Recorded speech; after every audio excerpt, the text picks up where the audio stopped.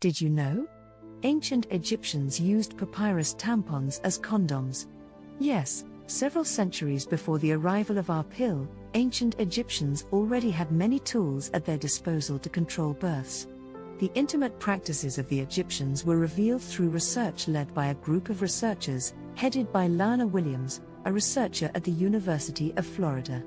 They dug on the side of a cemetery in the Dakhla Oasis, more than 700 kilometers southwest of Cairo, where they unearthed nearly 800 burials. The researchers identified 124 babies, whose deaths occurred between 18 and 45 weeks after conception.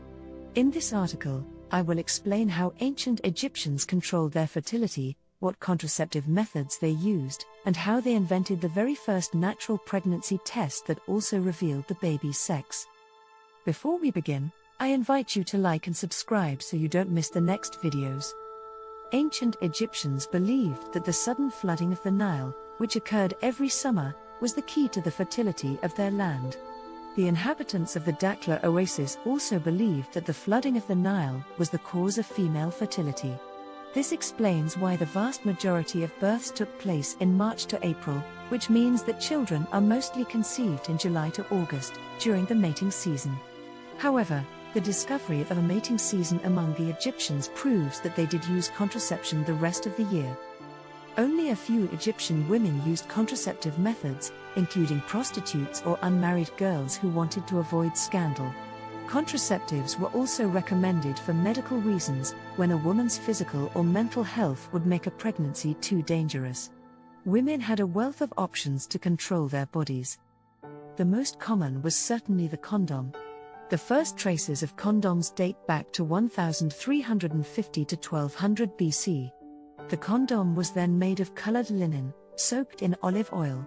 We know that they were used on mummies by embalmers, but we do not know if it was for sacred or sexual reasons.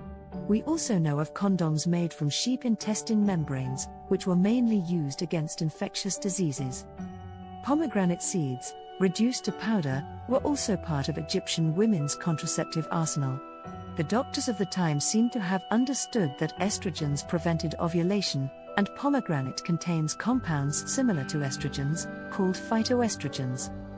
In ancient Greece, women used a plant called silphium, which was reputed to have contraceptive properties. This plant was so appreciated that it became the emblem of the city of Cyrene, in Libya, where it was cultivated abundantly.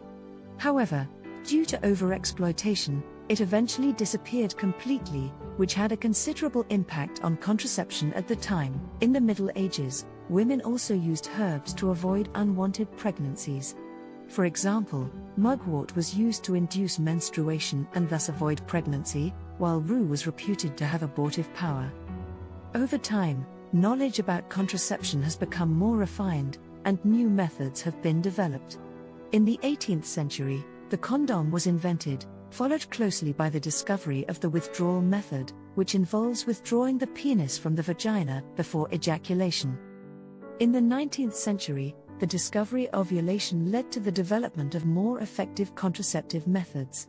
In 1951, the first contraceptive pill was developed by American scientist Gregory Pincus, but it was banned in the United States until 1960 due to opposition from conservative religious groups.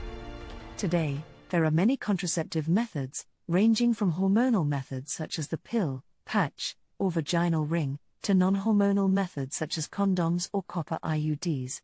Most of these methods are safe and effective, but it is important to discuss with one's doctor to choose the method that best suits each individual.